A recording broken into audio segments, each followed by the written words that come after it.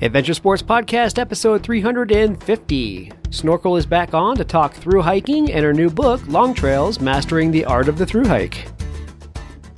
The reason I created this book is because it didn't feel like there were a lot of books out there that were designed for the person who just learns that the PCT exists or the Colorado Trail exists or the AT exists. So this is meant to be a dream to execution kind of book.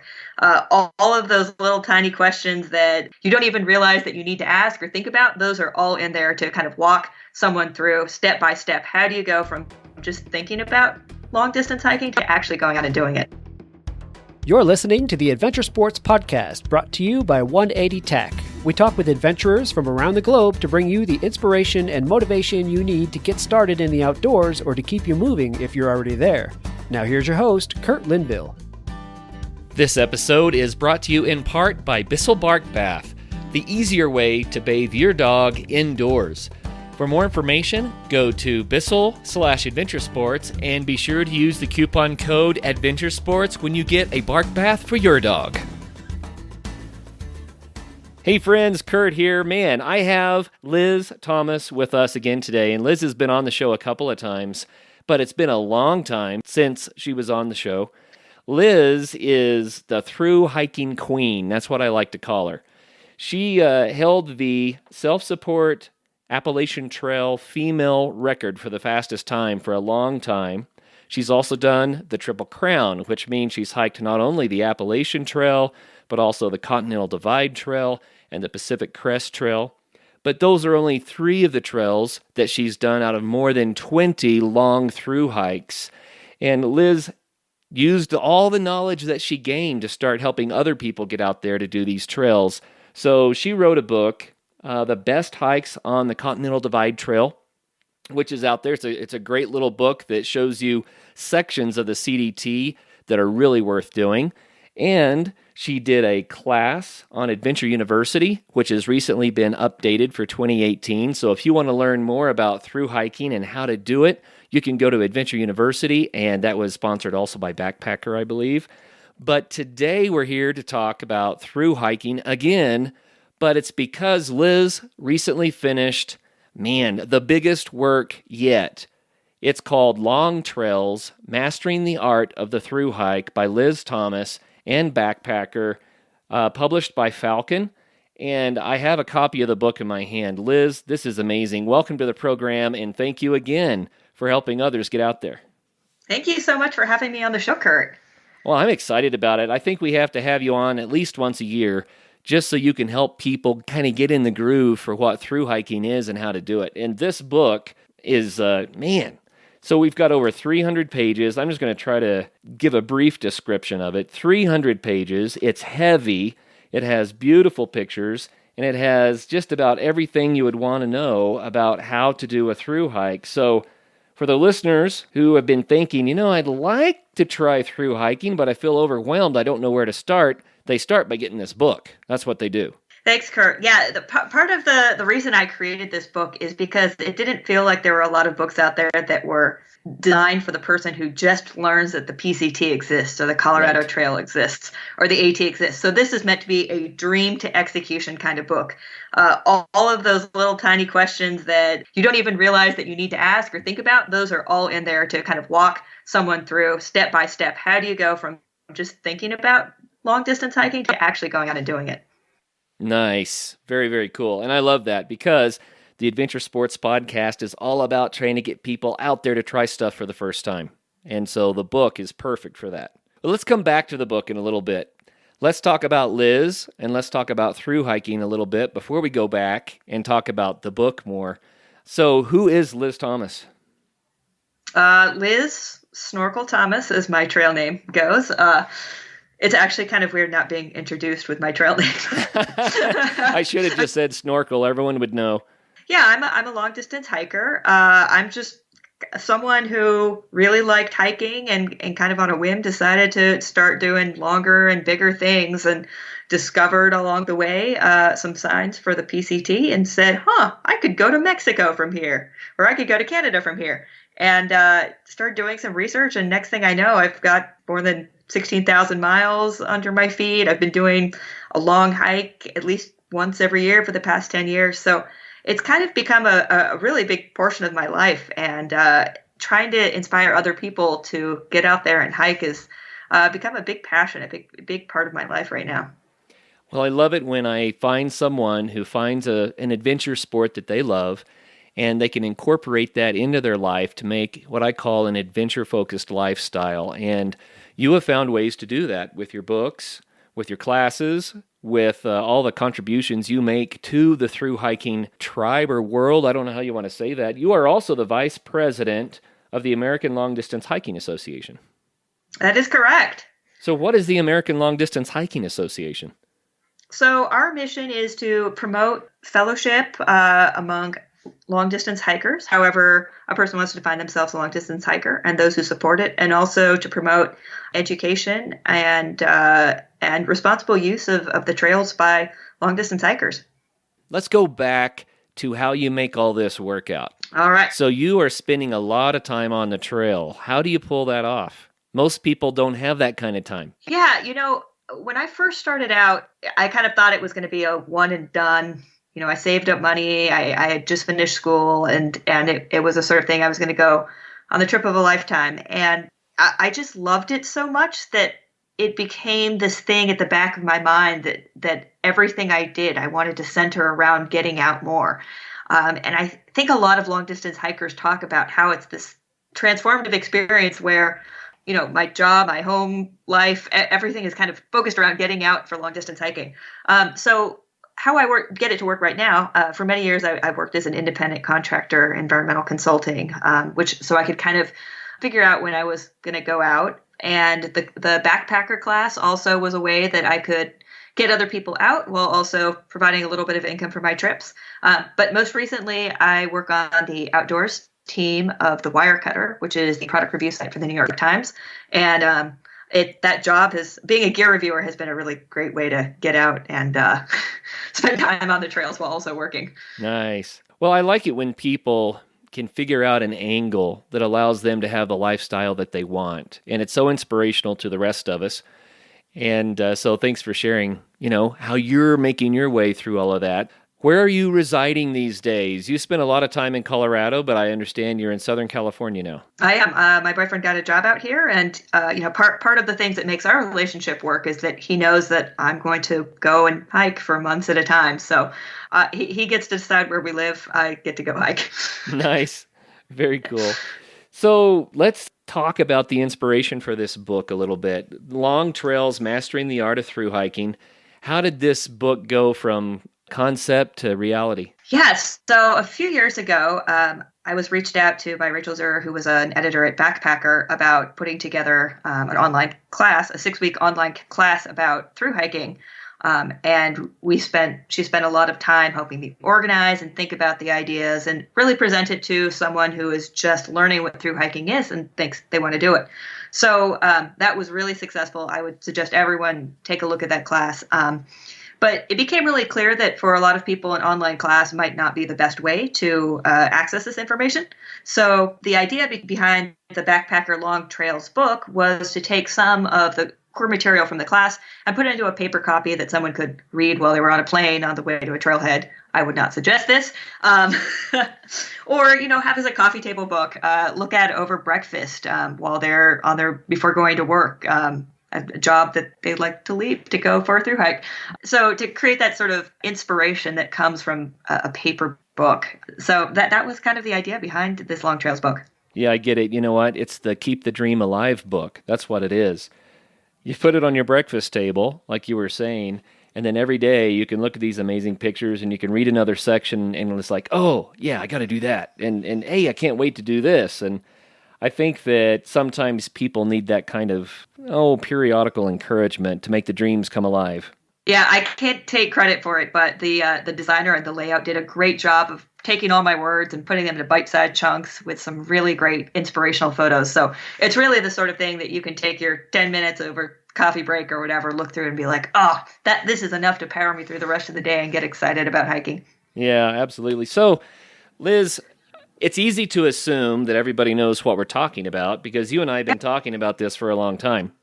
But the Adventure Sports Podcast has grown a lot. we have a lot of new listeners out there, people that maybe are hearing from you right now about through hiking for the very first time. So what is through hiking? I would say that for the longest time, through hiking meant a long backpacking trip, something like the Appalachian Trail, which goes from Georgia to Maine, where you're going to be carrying your backpack and hiking every day for months and months, or something like the Pacific Crest Trail or the Continental Divide Trail, which go from Mexico to Canada. And just this great adventure of being on a trail, being immersed in nature for that long.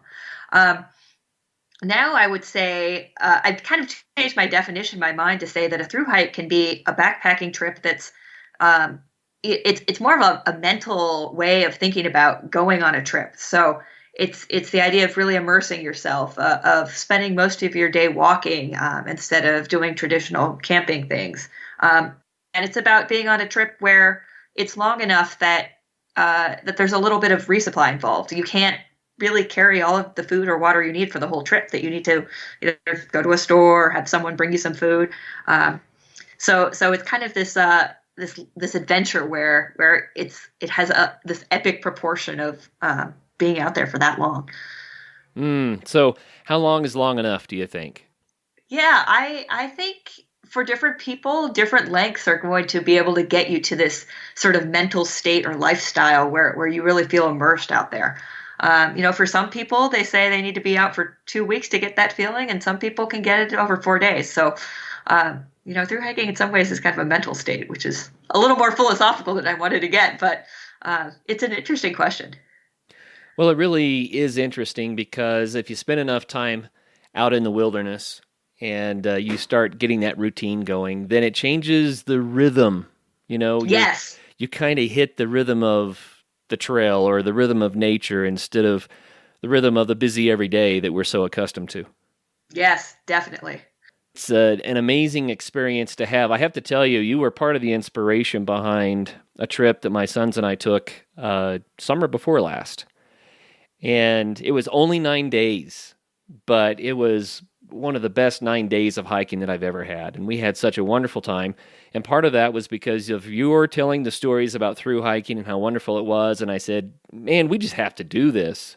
Yeah. And it was just such a beautiful experience. We did a podcast about it where we touched on a couple of the highlights. But we did a through hike of the Holy Cross Wilderness area. And where we were going, there were no connecting trails. So that meant we had to cautiously and nicely hike off trail for days to get through the wilderness area. But it was so amazing, Liz, to be out there in such a beautiful wilderness and to kind of fall into that rhythm. Do you miss that when you're not on the trail? I certainly do. And, the big solution for me has been trying to make sure that I go on day hikes, that I stay active, and that I'm always planning my next trip. That helps a little bit. Well, speaking of the next trip, you've done more than 20. Will you name some of the other trails that people may not think about when they think about long trails? Sure. So this past summer, I hiked the Pacific Northwest Trail, which is 1,200 miles from Glacier National Park in Montana to Olympic National Park on the Pacific Ocean, which was a really great trail. I've done a series of urban hikes, which I've been on the podcast to talk about, which are 200 miles or so, all within one city's limits. Some of the hikes have been shorter than that, but it's been kind of a different way of thinking about going on a long hike. Say some other good hikes: the Long Trail, which is the length of Vermont, or the Benton MacKay Trail, which is near the Appalachian Trail but has kind of a more wild feel in some ways. Of course, the Colorado Trail, John Muir Trail. There's so many good ones out there. And I think a lot of people think that if they're through hiking, they have to do a very long trail. And there's a lot of really great 200, 300, 150 milers out there that really get you feeling that feeling of being in the rhythm that I really encourage people to look into. Are the shorter trails as busy as the big three, or busier? How would you rank that? Yeah, I would say it really depends on the trail. Yeah, some of the trails are still a little bit off the beaten path as far as the shorter trails go. And really with any of these trails, if you start a little bit off peak season, or if you go in the opposite direction that most people do, you end up but it ends up being a lot wilder than you might think in some cases. Liz, I think it's really common for people when they first start backpacking to carry way more than they need. Their packs are usually too heavy, and you mentioned wanting to lighten your pack after that Tahoe trip. But there are other people that go so extremely ultralight, it might even be to the point of dangerous. Not sure. What do you think the happy medium might be? Yeah, so much about gear choices have to do with where you're going, your level of experience, your physical fitness level.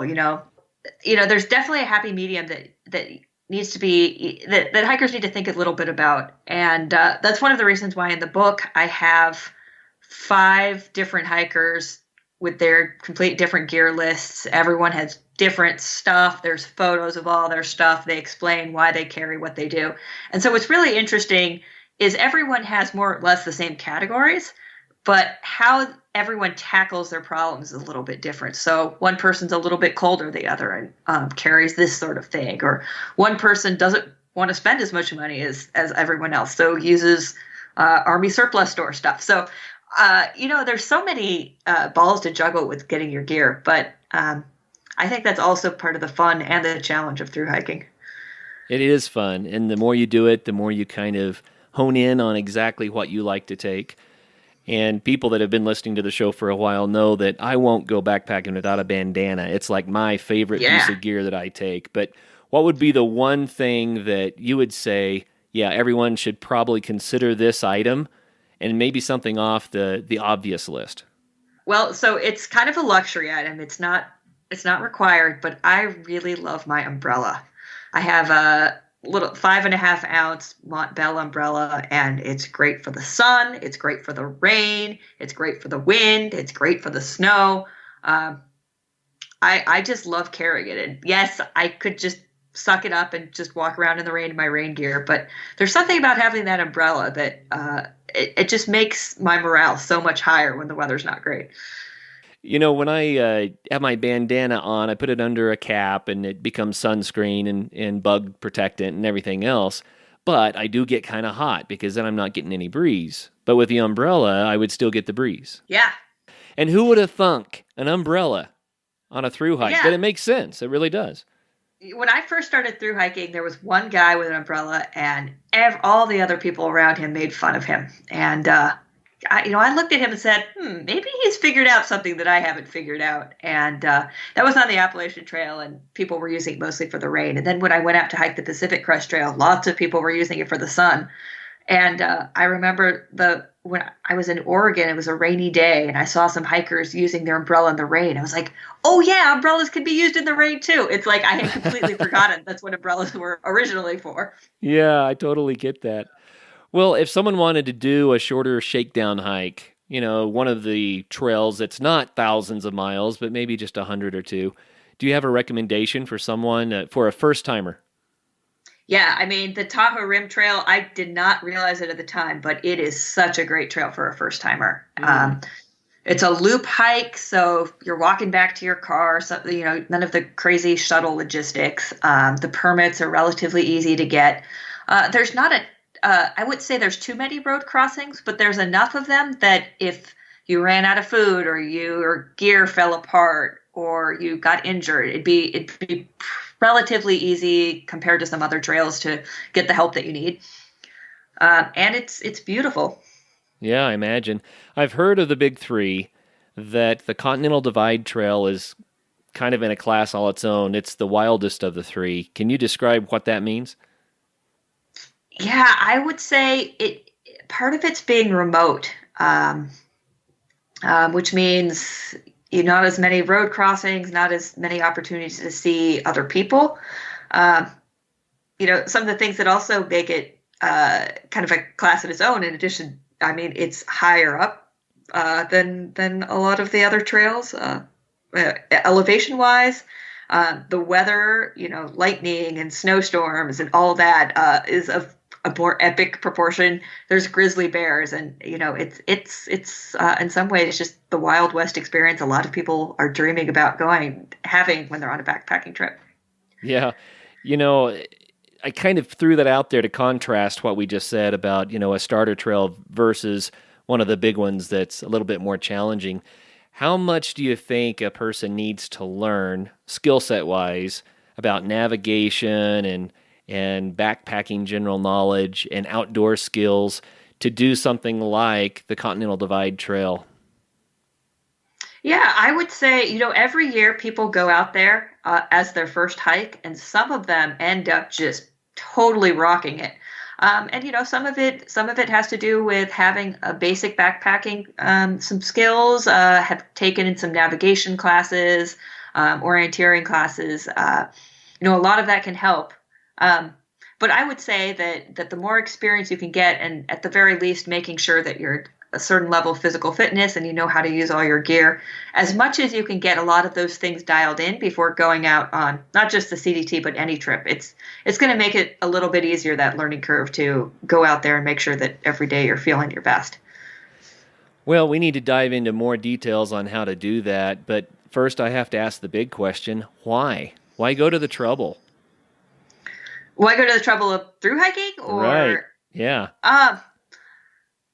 Yeah, I would say, everyone has a different reason for through hiking, but for me, it's kind of a combination of, I love being in nature. I love walking. I love seeing new things and exploring, and seeing the world, experiencing it at this slower pace where I can kind of process things that are around me, really get in touch with my body and the environment around me, and how to feel confident about being someplace where I don't have a roof and I don't have an air conditioner and there's bugs and grizzly bears and all that.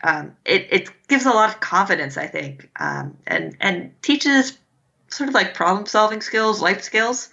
But yeah, I mean, there's fun and adventure in it.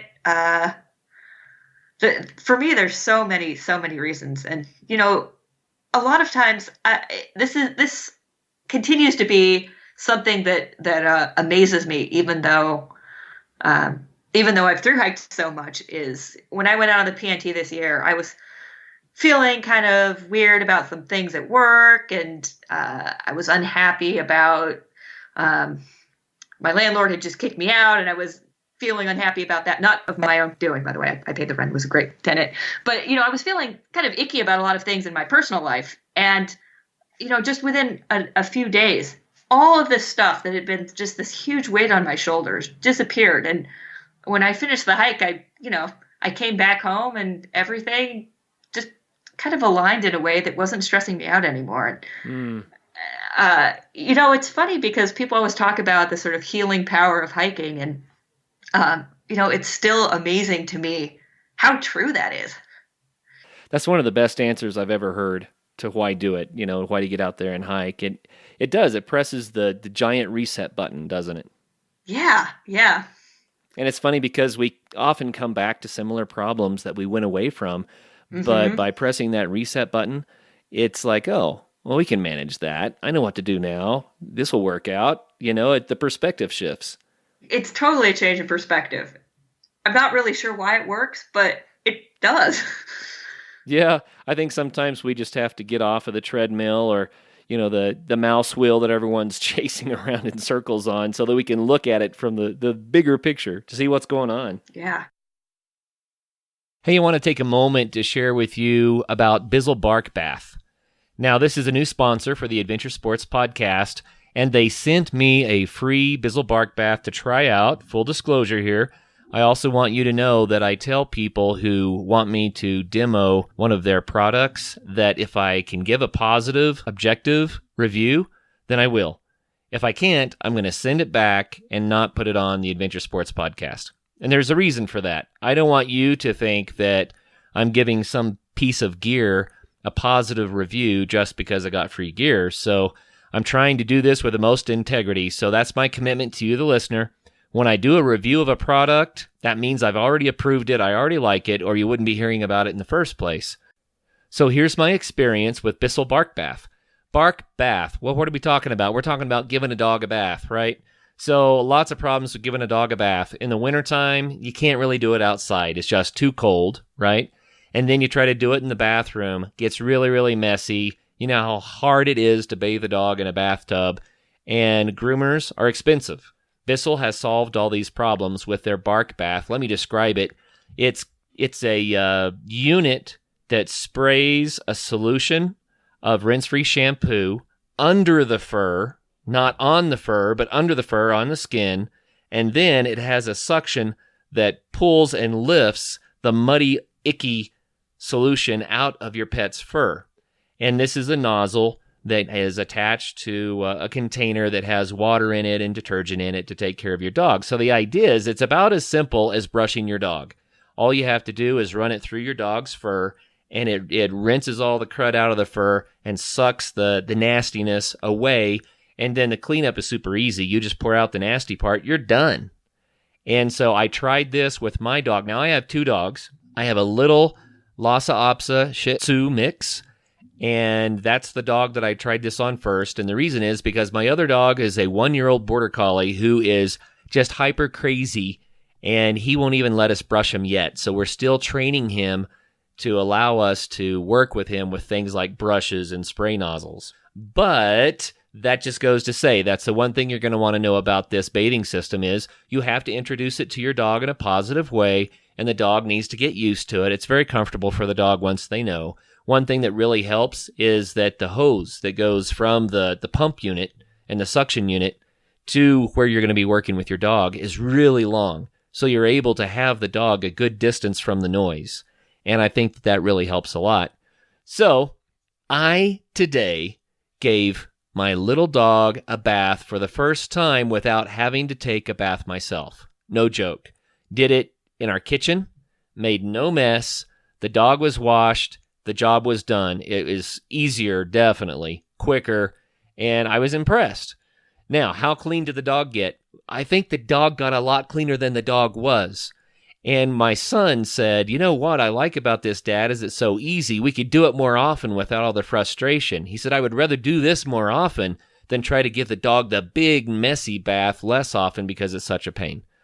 The other thing that's nice about this unit is that it only uses 48 ounces of water to clean up a pet. I mean, you know how much a bathtub uses and how much water you can use trying to take care of your dog in the bathtub. So saves a lot of water, which is always a good thing. Very convenient, very clean, very easy to use.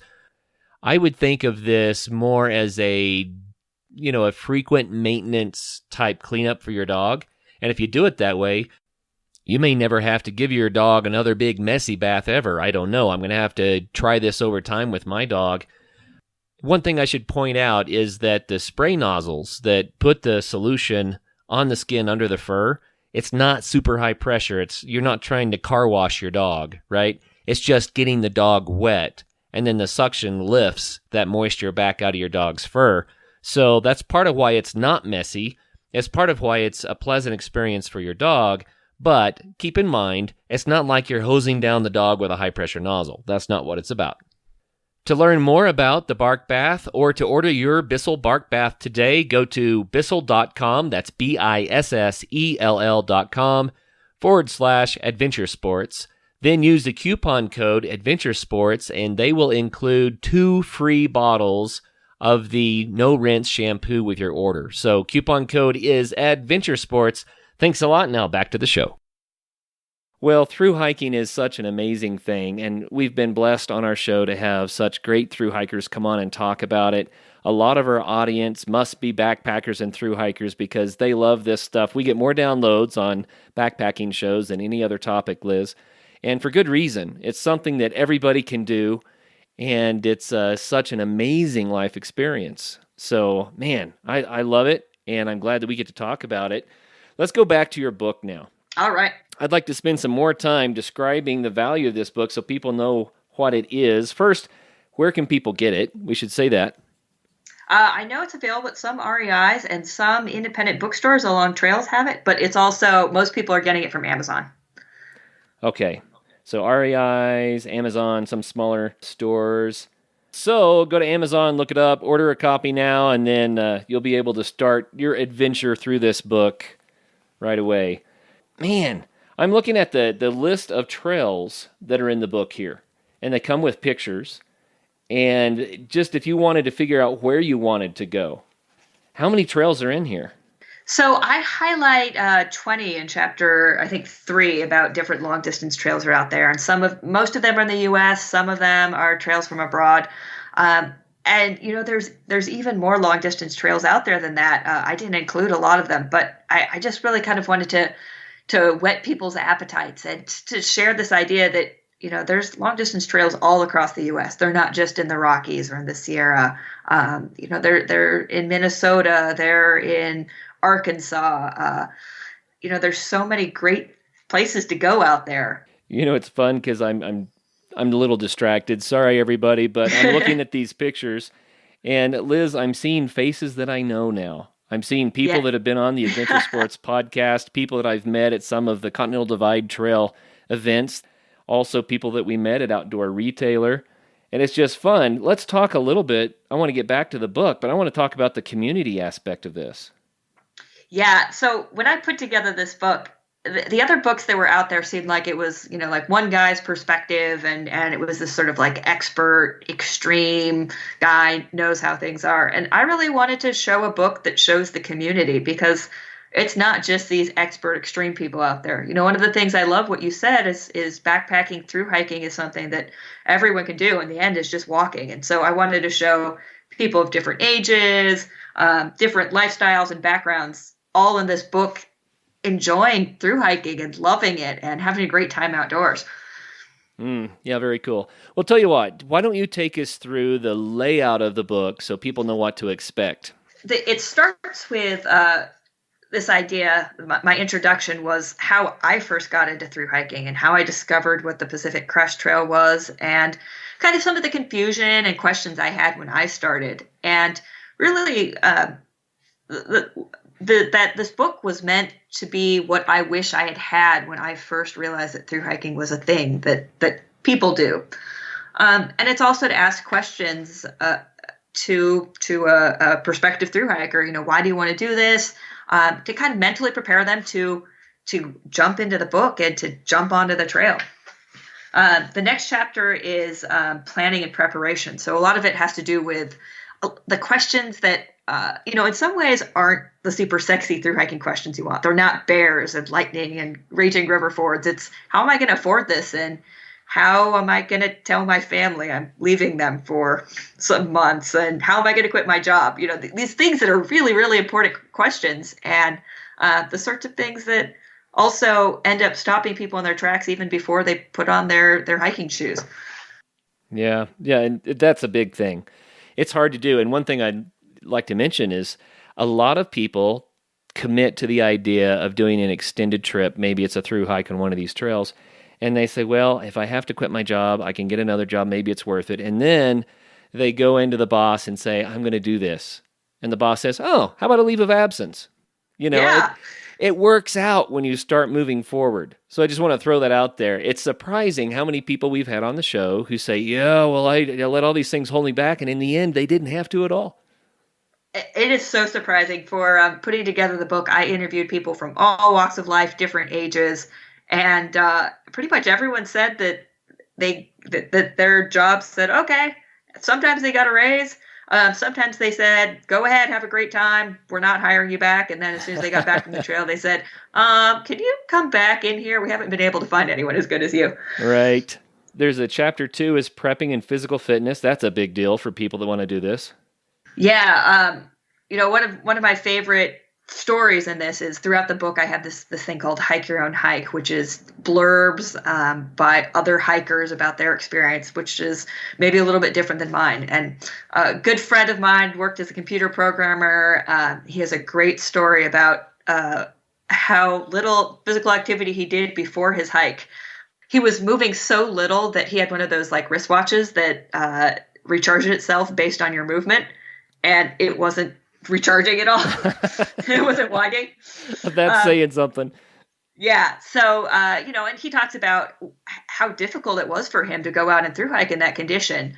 But, it's also doable. And some of the tricks too, because a lot of people start through hiking, April or March, and training in the winter can be hard. So there's a couple of tricks of how you can train even when you may not be able to get out and hike all the time. So some weightlifting, some keeping your feet strong training, just trying to get people to think a little bit out of the box as far as what sort of training they can do, during a lunch break at work. You know what, Liz? It's funny you're saying that. I'm at a stand-up desk right now, standing on a wobble disc, doing one-legged squats while I'm talking to you. Exactly. That is the type of thing. And it works. It really helps me to do better with hiking and mountain biking and everything because I spend too much time indoors like everybody else. So I try to spend time on this silly wobble disc. So there's a section here, let's see, chapter 4 on route planning. So on these trails, can you pretty much just follow the trail, or do you have to be able to figure out your own way? Yeah, it really depends on the trail. And I would say it depends on the trail. And, some of the things for the route planning is how do you figure out, trying to get people to think about questions with their route that maybe they wouldn't have otherwise thought. Like everyone thinks, oh, I have to go start at the Mexican border when I hike the PCT, or I have to start in Georgia. And no, you could start in Maine on the Appalachian Trail. You could southbound. You don't have to hike the whole thing. You can decide that you want to start June 1st at the halfway point. There's a lot of different things that can play around, that you can play around with. So just trying to get people to think about all the options that exist out there when they're putting together their route. Okay, very cool. And resupply. Now, how often do you recommend that people resupply, and what does that mean anyway? What is a resupply? Yeah, I would say, so resupply is when you get more food and more supplies, more gear if you need gear, more fuel, more sunscreen, and you'd have to get it in town. So if you think of something like the Oregon Trail where people would resupply at forts and keep heading west, it's kind of like that with the thru-hike too.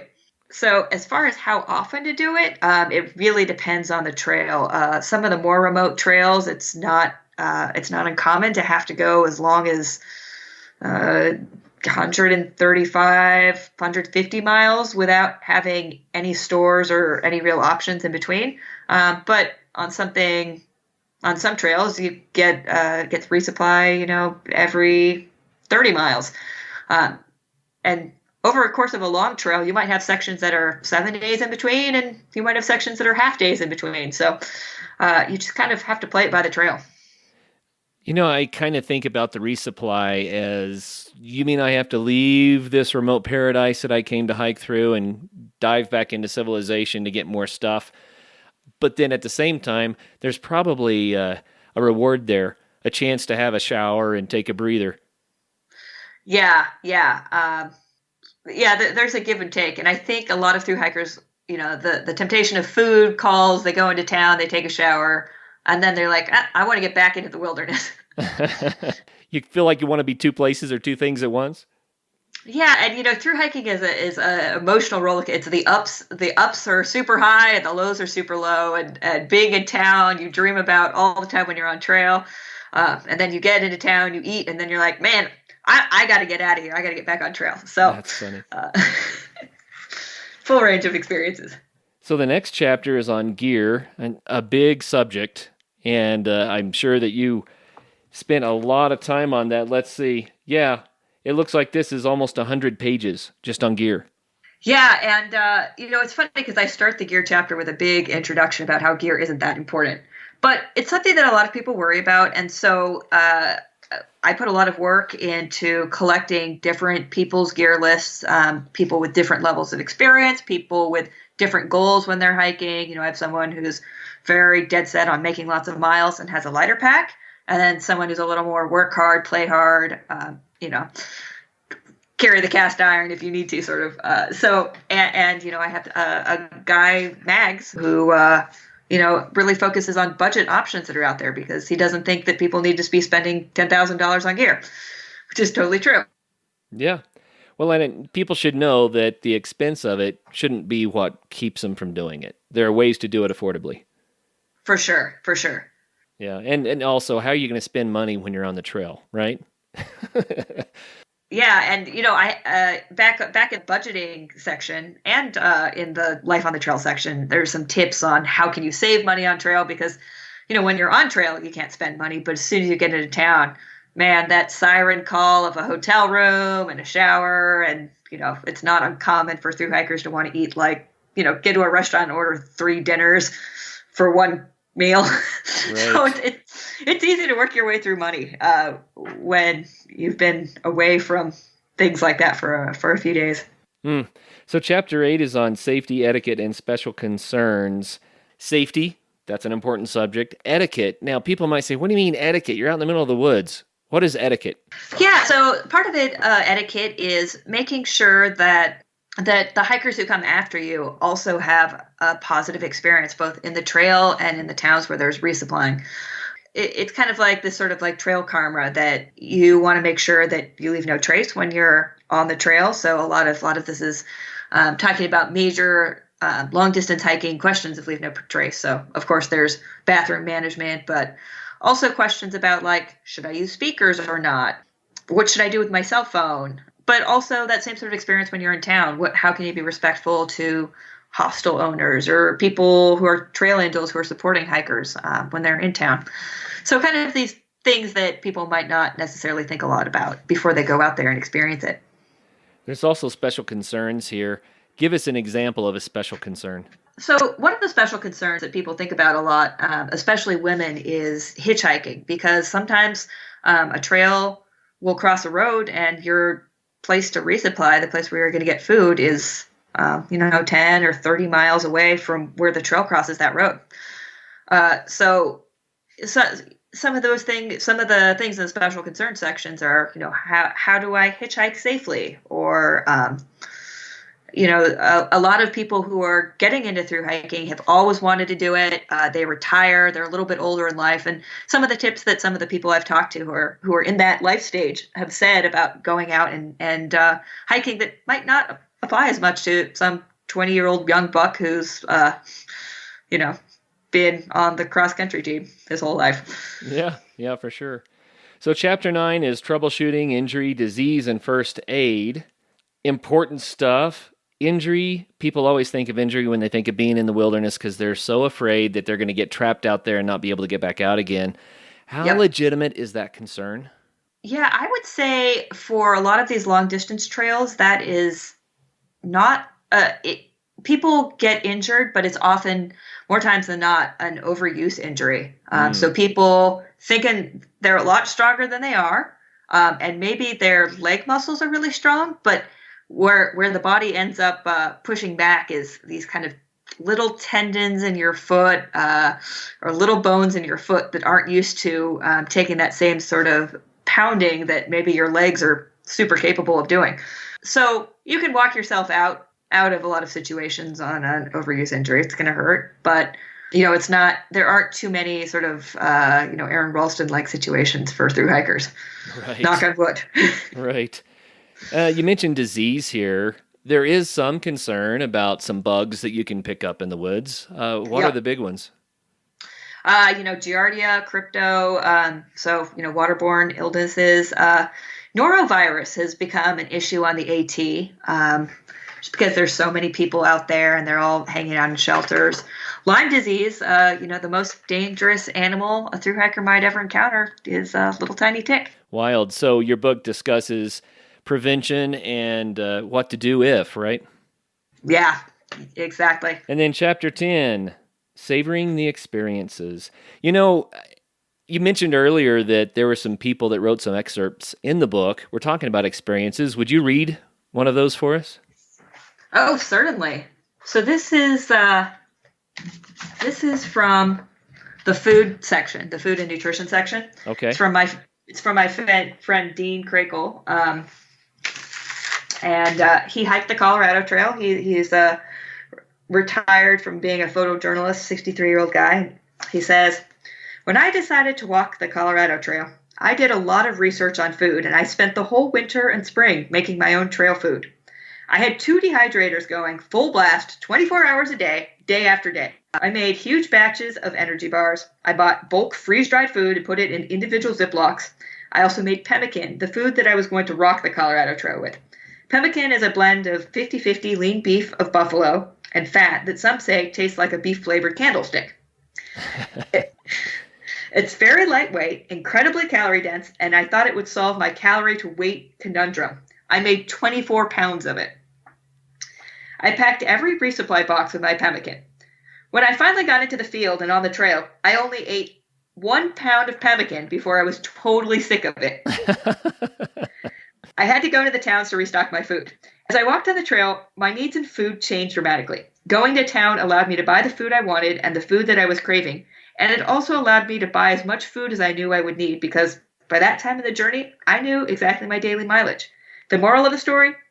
Food is about flavor. If it doesn't taste good, you won't eat it. And you gotta eat. And if you need pemmican, I still have a freezer full. That's great. And that's been one of my challenges. I have tried every kind of dehydrated, freeze-dried food out there. And I do have some favorites that are a lot better than the rest. But the bottom line is I still want real food sometimes. Yeah, I crave real food too.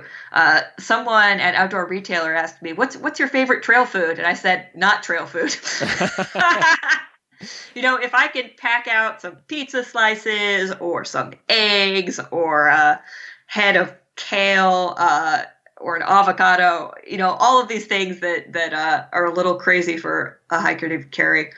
It tastes super good when you're 10 miles out of town, not that far, and it just feels like it's such a treat. Oh, yeah. Always take the stuff that may not keep very long and eat it the first couple of days, right? Yeah, exactly. I think that just about every family has a story about this, whether it was at a state fair or at an amusement park or at a mall or hiking through the woods or maybe skiing on that big mountain. You get split up and you have to know where is everybody. Now, that might be your buddies you're just trying to find, or it might be your child who's lost. There's a new product that solves this problem, and it's perfect for adventure sports. The answer is GoTana, like antenna, but GoTana. This is a device about the size of a cell phone that can clip onto your purse or your bike or your backpack or a belt, and it creates a mesh network with other devices. It also pairs with your cell phone so that you have a display to work with, and it allows you then to see at a glance on your cell phone where your buddies are or where your children are, and even text back and forth messages. And it works when you're out of coverage because it is creating its own mesh network with all the other devices. That makes this ideal for adventure sports, out backpacking in the woods or mountain biking when you get split up on the trail. You know how it goes.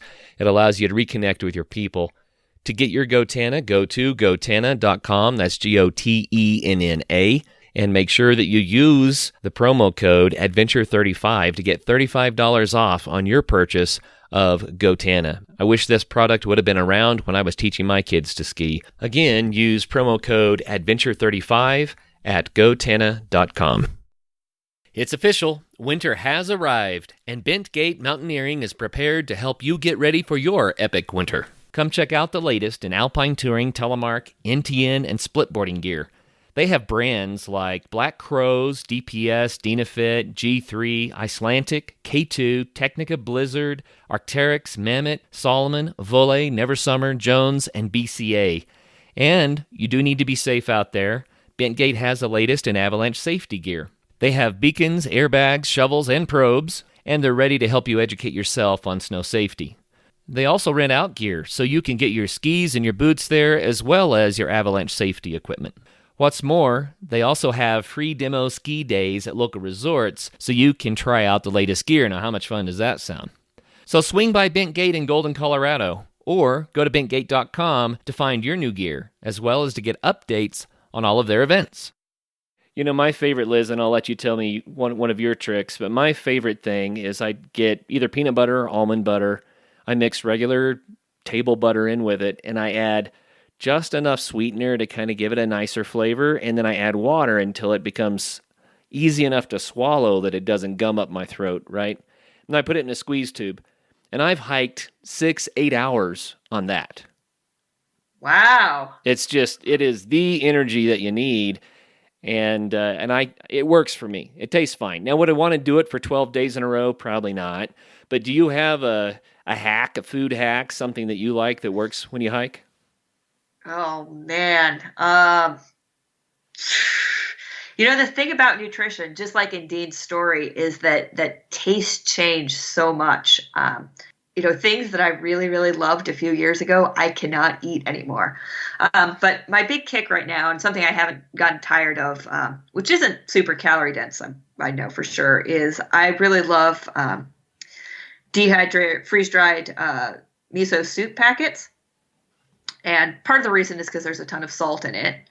But for me, my mom's from Japan, and so I was raised on miso soup. And so it's kind of like a soul food to me when I'm on trail.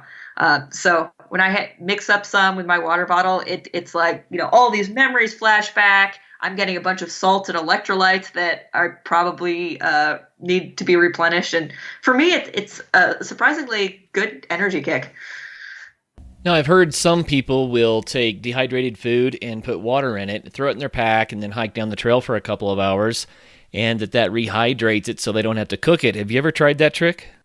Yeah, so I hiked the Pacific Crest Trail and the Appalachian Trail and about half the Continental Divide Trail stoveless, like that.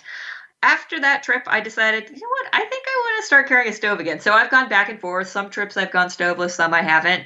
But it's a really quick way of going about and eating, especially, in drought years. Sometimes there's fire bans. So, it makes it all the easier to eat something delicious without having to worry about carrying that stove. Yeah, I guess I bring it up just because there's such a variety of ways of doing it, and people really should try different things, figure out what they like, what works for them. And it's an ongoing thing. You're gonna spend a lifetime polishing your diet on the trail. At least that's what I think. I'm still working on it. I'm still working on it too. And, with American Long Distance Hiking Association, we have been having nutrition talks, and every year we have people talk about food. And everyone from the first time backpacking to the person who has hiked, 20,000 miles, everyone says, oh, I didn't think of that. You always learn something new. Everyone's always trying to find great food ideas. So I think that there's a world of experimentation for lots of hikers out there. Yeah, no doubt. The one thing that doesn't work for me but might work for other people are a lot of the like energy bars or things like that. They work for people for quick energy, but it doesn't seem to last long enough for the endurance hike for me. Yeah, I can see that. I hiked quite a bit with energy bars for the longest time, and I'm just at the point where I can't quite stomach them anymore. Nothing against them, but I've just seen so many of these packages of rectangular food that my body wants something else. This may sound funny, but it's almost like you start looking at that squirrel kind of funny in the tree after having too many of those energy bars. Yep. Come down here, little buddy. No, I'm sorry. That's horrible. But that's kind of the way I start feeling is that, well, I'm out of balance. I don't have everything my body's looking for. And so anyway, different strokes for different folks, right? I do carry energy bars when I go backpacking, but it's not going to be my mainstay. So yeah. Well, chapter 10 I already mentioned was making friends and savoring experiences. Any highlights from that you'd like to mention? One of the things I also like about this book is it's really easy to think that when you go on a long distance trail, you're going to be out by yourself for 5 months and only see bears and marmots. And the truth is there are other hikers out there. So some of the questions that I talk about are things that I never had thought of before I went out and did a bunch of these through hikes. And that's, choosing partners. When is it right to hike with someone? When should I hike on or stay behind and not hike with someone? The ideas of blogging on trail. Is it a good idea? How often should I do it? Staying in touch with loved ones, it can be hard. People miss home, and people, missing home and some of these social factors end up being a contributor to why people end up getting off trail or quitting. So keeping all of these things in mind when going out on a hike and realizing that there's more to planning for a hike and there's more to making it on a through hike than just having the right gear or having the right food. Those are the easy parts. Right. I love it, Liz, that ThruHiking has received so much exposure, I should say, from the media in the last few years. There have been movies about ThruHiking, and more people are talking about it on shows like ours. I love it that it's become a thing that people think about and do more of and dream of. Do you think we're going to overdo it? Are there too many people out there? I think that's something for the land managers to decide. How many people can a trail hold before they start getting gross and the experiences become detrimental. For me, I think that there's so many great places to hike that there's so many great places to explore that for me, if I feel like certain areas are getting overused, I have this whole world of ideas, some of which are in this book, of other places to go. And I would really encourage, if people feel like maybe it's the through hiking is starting to get to be too much of a thing, to go check out some of these other places.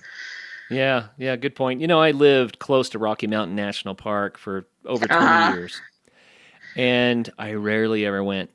And it's not because it's not wonderful. It is wonderful.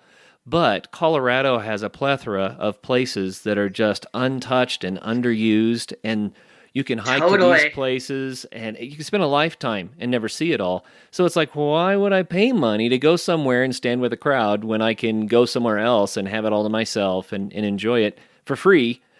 And it's kind of become a thing for me to let people know all of these beautiful, wonderful resources that our nation has. The 3 big long trails that we've been talking about, the national parks, all these things are wonderful. Take advantage of them. But don't forget, if you want to get away from the crowds, it's available. It's not that hard to do. Yeah, definitely. Well, we've kind of gone through the highlights of how the book is laid out. Do you have another passage you'd like to read for us? Sure. So this is Hike Your Own Hike in Praise of Zeros by my friend Bill Murphy. Pi is his trail name.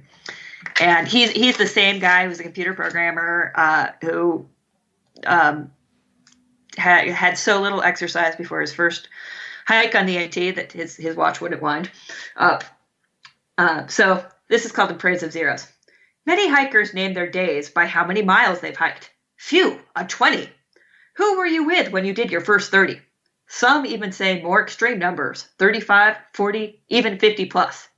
These numbers seem competitive.